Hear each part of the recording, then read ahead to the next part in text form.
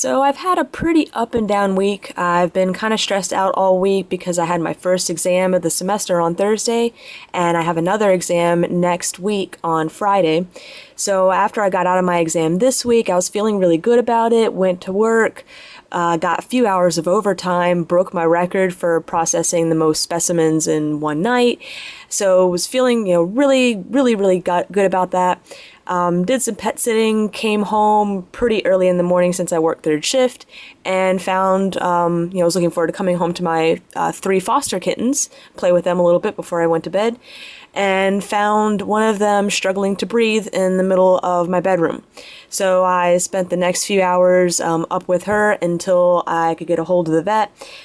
Took her in. Turns out she was born with an enlarged heart, so there really wasn't anything we could do, and so she didn't continue to suffer. We had to euthanize her.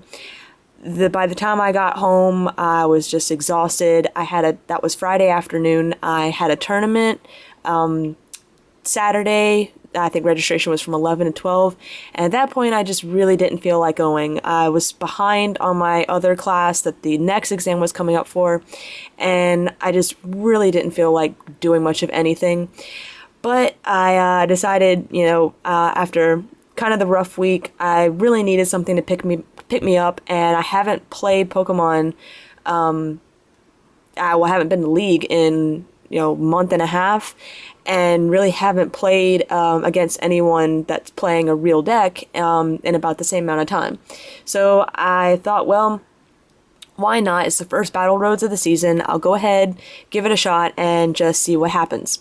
So I'm really glad that I went. I went to a tournament in Hillsborough, North Carolina, which had a fairly decent turnout. The Hillsborough tournaments are always pretty small. I think we had about 10 masters or so. They combine the seniors and juniors. So I think we had, maybe 20 people show up. So nice little tournament, but there were quite a few competitive players, really good competitive players in my division. So I was pretty excited. It's a nice small tournament, so we'd get rounds done and fast, and I'd be home for dinner. But at the same time, I knew I was also going to have some very challenging opponents. So let's go ahead and start off by, by reading the title, you know that I won first place. So let's go ahead and start off with the things that I got from the tournament. So not only was I pretty pumped that I got first place, but I got this really cool Reshiram tin in the raffle. So I haven't opened it yet because the packs in here, I think are black and white, and no, it's just 4 booster packs from Black and White. I have a complete Black and White set. There's really no cards that I'm looking for from Black and White except for maybe some full art Zekroms, and the chance of me pulling them in this are pretty slim. So right now I'm going to put this up for sale. And I know shipping for this, because it's a tin, is going to be kind of expensive, probably going to cost around $5 to ship. So if you would like to pay for the whole tin, as well as shipping, let me know, that'd be great. Or if you would like me to open it up and just send you the card and the packs to reduce the shipping down to, a couple of bucks, I can do that as well. So there is the tin that I won in the raffle. I also got 4 booster packs of Emerging Powers for getting first place, or actually first and second place. Got 4 booster packs, so that's what's in here.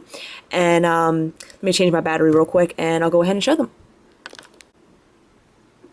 Okay, so for each pack, obviously they come with the 4 booster codes. So these are up for trade or sale. Just let me know. Got quite a few commons and uncommons, so I'm not going to go through all of these. I'll just kind of flip through them. But yeah, you can pretty much check out, I pretty much have 4 or more of everything, common and uncommon, from the Emerging Power set between this, pre-releases, and my booster box. So as well as some other openings that I've done. So just let me know if you need any commons, uncommons. I pulled a couple of trainers, 1 Crushing Hammer and 1 Max Potion. Probably, I can trade the Crushing Hammer, but probably going to hang on to the Max Potion until I get a few more of them. But depending on what you want, just send me a PM and I might be willing to trade it. 3 non-holo rares, Swanna, Lievany, and Unpheasant. 1 holo, Cobalion. My reverses were Minccino, Roggenrola, and Throh, and I believe they're all common, uncommon.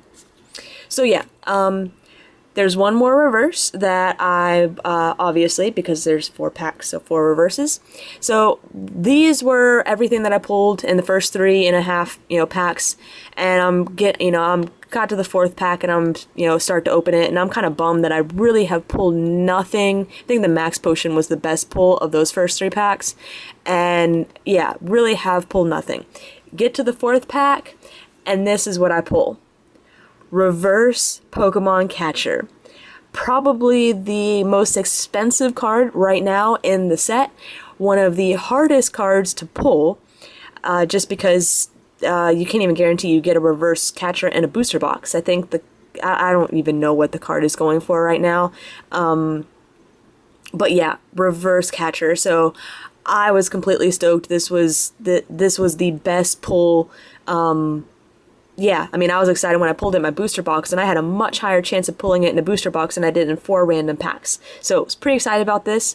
My deck is really close to being revved out. Now I need 1 more reverse Pokemon catcher to completely rev out my deck. So if anyone has a reverse catcher out there that they're willing to part with, I've even got a few spare non-rev catchers that I could possibly work something out for. So definitely let me know. So those are the cards that I got for winning first place. Now I'm going to show you my deck. I know some people don't like to share their deck lists, but what works for me may not work for someone else because the metagame is different in the areas. I may have just been, gotten really lucky on my games. I can tell you there's a few times that I got lucky on my games today, and I won where I shouldn't have. And I think I'm gonna play this same deck tomorrow at the Morrisville Battle Roads. And who knows, I might lose completely with it. So let's go ahead and show it off. I run 1 Cleffa, just the one, just to avoid donks, and I do not run Tyrogue. 1 Horsey, 1 Kingdra, and yeah, I had a second Horsey in here, but I needed the extra space, so I know I run the risk of, with only playing 1 Horsey, it being captured up and knocked out before I can use it, but I really don't necessarily need the Kingdra in this deck. It's something nice to have, but it's definitely not essential. 4 Yanma. 4 Yanmega Prime, yeah, just an essential card of the deck because I don't as long as I can match hand sizes, I don't need any energy to attack. 4 Magnemite, 1 Magneton, and 3 Magnezone. And the reason I'm not running a 3-1-3 line is because of Pokemon Catcher. I want to be able to safely lose a Magnemite and still be able to get, at least 2 Magnezones up in a game, if not 3, depending on, what the match is and how many Yanmegas I can get up and can use too. And 1 Jirachi. And the point of Jirachi is if, I can spread damage around with Yanmega, maybe sometimes Magnezone. Magnezone is really more for knocking out things in 1 hit, but I can spread some damage around really nice with Yanmega and then use Time Hollow to level, to bring their stage 1 or stage 2s down, and hopefully get some cheap knockouts. Jirachi's also great for getting Psychic Energy back from the discard pile and getting it all in the field in 1 turn that you could possibly use for Magnezone's Lost Burn. So I really like just the 1 Jirachi. It's got lots of uses. So those are all the Pokemon that I run. It's kind of a smaller line. I think there's only 20 Pokemon cards, but it seems to work for me. I go pretty heavy on trainers and supporters. 4 Collector, 2 Sage. The Sage is mainly for making sure I can get a fast Rare Candy Magnezone start before my Magnemites are taken up. They're also great when I'm facing trainer lock decks, so I can get those trainers out of my hand and get the supporters, energy, and Pokemon that I need. And obviously Pokemon Collector, I run 4 of them just to increase the chances that I'm going to get that Collector start. 1 Flower Shop Lady, which I know some of the better players don't run Flower Shop Lady in this deck at all, but I found when I was testing it out without it that I really just like Flower Shop. I can't get by without it, simply because with Catcher out there, you can sometimes get that energy in the discard pile, the lightning energy, that the Flower Shop is really the only way you can get that back. And same thing with the Pokemon. A lot of my games today, I had 2 or more Yanmas prized, and I really needed to go Yanmega heavy to play the game. So Flower Shop is essential for that. The one thing I don't run that I often suggest running for a lot of other people run is Twins. And that's simply because, one, I need the space for, I think, other cards that are a little more important. And 2, with 4 Yanmegas, I should be getting the first prize or have prizes tied up most of the time. And the chance of me drawing into it when I need it are really slim. So I only run 2 Copycat. I would like to run more, but I'm really not sure what I should be taking out. I just like the idea of running more supporters. I run 4 Judge, and Judge has screwed me over many times before, but I try not to use it until I have a Magnezone in play so I can recover. At the same time, though, I've messed up a lot of people running 4 Judge. One of my opponents today can tell you they would get a good hand, and I think I was judging them every other turn, and they just, could not get off of that. So those are all the supporters that I run. I run 2 Switch, mainly for Beartic decks that don't run Vileplume, that get me stuck in the active position, and for Pokemon catchers that are bringing up my Magnezones with no energy to try and stall. That's why I run 2 Switch. I run 4 Rare Candy, and I know that may seem a little bit excessive, but with 3 Magnezones and 1 Kingdra, I want to be able to get them up as fast as possible, and once I get set up, I can always throw them away with Junk Arm. For the same reason, I run 4 Pokemon Communication, just to be able to get out what I want as fast as possible, and later on when I'm set up, they're Junk Arm fodder. I run 3 Catcher, which I can now swap with one of my reverses, leaving only 1 non-reverse, non-prime pretty card in the deck. I think it's kind of cool to play with reverses, if you can. But either way, same cards. So 3 Catcher, I really don't think I need the 4th, just because I'm typically using a lot of my Junk Arms to reuse Catchers later on in the game. I do run 4 Junk Arms, which gives me the possibility of 7 Catchers. Now, I do tend to Junk Arm for a Rare Candy every now and then, Junk Arm for a Switch, and rarely I'll even Junk Arm for a Communication, although I typically don't need to do that. But I'm typically using 2 Junk Arms a game to get those Catchers out and really fly through my deck so that I can get that Catchers out of the deck itself. And now onto the energy line, which is really, really small, and that's another reason I like to run Flower Shop, is if I haven't lost burned away everything, I want to be able to get those energy back. So I run 4 Lightning, 4 Psychic, and mainly this is to be able to throw them away early game, to be able to get them on the field fast and easy with Jirachi. Magnezone only needs 1 Lightning Energy anyways. And 2 Rainbow Energy. Rainbow Energy in this deck has a ton of uses. I can use it on Kingdra to be able to knock out Donphans with, I think it's Dragon's Team. I can always use it to attach to Yanmega to get that grass energy, so I don't have to worry about matching my hand size. And if needed, I can always attach it to Magnezone and have it count as the lightning energy. So this is really a great deck for Rainbow Energy. Before this, I had honestly never played it. So that is my version of Yanmega Magnezone. It's pretty straightforward, and so far has been pretty consistent for me. So now I'm going to do a hopefully relatively quick run through of my matches today. So my first match was against probably the best Pokemon player that I know, Curran Hill, and he was running a Zoroark, Donphan, Buffalont deck. And yeah, I'll admit it, Curran Hill is probably one of the players that I see that I'm paired against him, and I'm quite intimidated by him. He's beaten me many more times than I've beaten him. So yeah, I was not quite happy at all that my first game of the season was going to be against him. Figured it'd be an automatic loss. But nothing I could do but go in there and, play my best. So I had a horrible start. I mulliganed twice, which gave him a 2-card advantage. I even forgot to put out my prizes, but luckily he was nice enough to remind me before we really got started with the game, and I was able to put them out without a penalty. So honestly, the biggest thing was I got a Kingdra up fast and was able to use the catchers before the Dawn fans could knock out my Magnazones, and he should have won the game, except that he didn't have any Pokemon catcher, which was really weird, but he hadn't gone to any of the pre-releases. So being that he didn't have any Pokemon catcher, he had to use reversals instead. He had 4 reversals in his deck and even junk armed to use 2 of them over again, and ended up flipping 5 out of 6 reversal tails, which honestly, I think if he had flipped a few more heads, definitely would have clinched the game for him. Our game went into time with me being ahead on prizes, and I don't remember if he was able to get a prize or off of his couple turns or not. But either way, when after our 3 turns after that, I was 1 prize ahead. So won on time. Was pretty excited.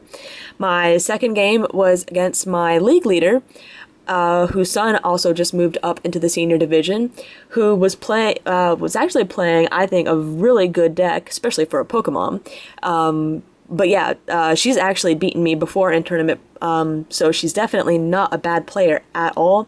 And she was running a variation of Donphan Zekrom with a few teched in Buffalo and I pretty much did the same thing I did on the other one. Every time I saw a Phanpy hit the field, I brought it up as fast as I could. The Zekroms really gave me some issues, as well as the Buffalons, but I was able to get a Kingdra up really fast to Spray Splash and just spread some damage around, and was able to finally do some knockouts. That game went to time as well. And yeah, I think I was ahead on by prizes by about 2 or so, and so there was just no way that in the end it came down that she had to get 2 prizes in 1 turn, and just unfortunately couldn't do that. So my third game was against Lee Lackey, another really good player. And he was playing what I was really afraid of coming up against, a Gothitelle Ranunculus Dragons deck. Essentially, you get the Gothitelle up active, so your opponent can't play trainers, but you can.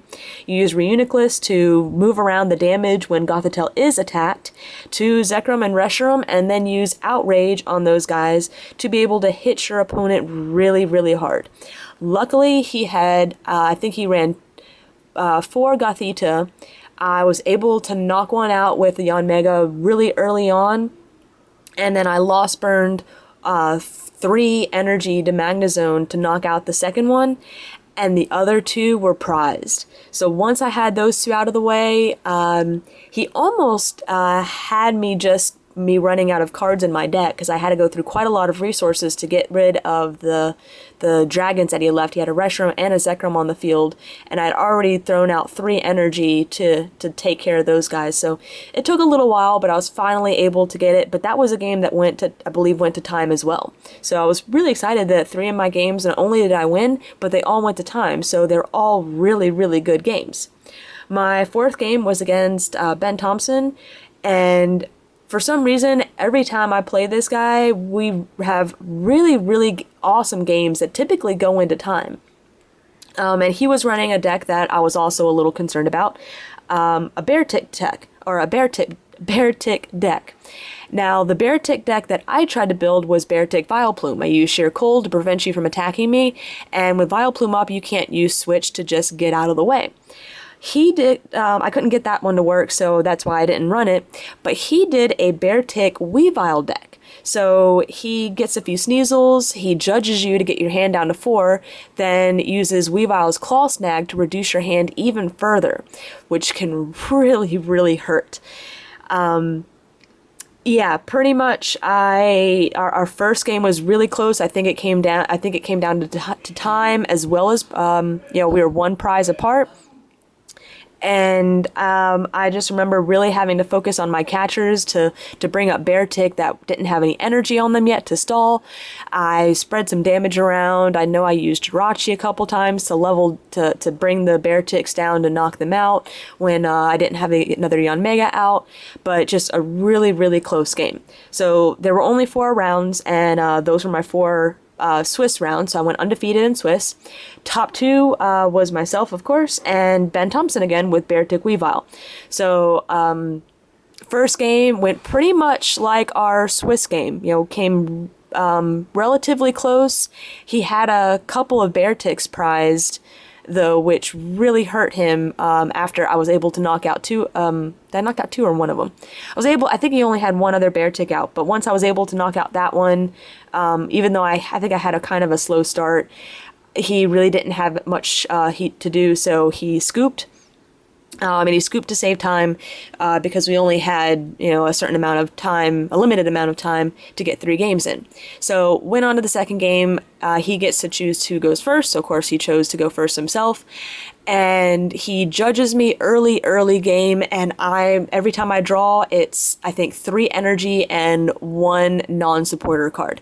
And I was just struggling the entire game. I kept the prizes pretty close, but in the end, he got it. And just, there were too many Beartics. So the third game, was more of a donk, just kind of a delayed donk. I obviously chose to go first. I got a few Pokemon on the field. Takes his turn, he judges me turn 1, and I had an amazing hand, thought I really had a good shot. Unfortunately, he judges me into a bad hand. Worse for him, though, he judges himself into a terrible hand, and he has a lone Sneasel in the active position and nothing on the bench, nothing else to play. So he's forced to pass. I top the Yanmega to evolve my already active Yanma, and that leaves my hand down to 4. His hand is at 4 from the judge that he just did, which means we have the same hand size, so I'm able to do Yanmega's Sonic Boom for 70 to knock out the Sneasel. So the third game was kind of disappointing, but yeah, I still won of the 4 games that I played against him. I won 3 out of the 4, and the first couple of games, actually the first 3 games were really, really good. So I was pretty happy overall with the day, and unfortunately I don't have the Victory Cup card to show because Pokemon was late in sending out all of the Victory Cups to all the PTOs, but hopefully I'll get my Victory Cup card tomorrow, and I'll probably do another Battle Roads report for the tournament tomorrow, in which case I will show both Victory Cups. I've got quite a bit of work cut out for me this season because there's 3 different Victory Cups, one for first, second, and third, and as a collector I want to get all 3. So I've got my first place win, and now I need to get a second and a third place win to have those cards in my collection. So thank you for listening / watching. Obviously there wasn't too much to watch in the end of this video, but I hope my battle reports were interesting, and I tried to do them before the day was done, just so they were still kind of fresh in my mind. I know I forgot a lot of stuff, but I did the best I could. So I'm gonna try and do more of these battle reports in the future, and yeah, they're lots of fun. So thanks everyone for watching this vid.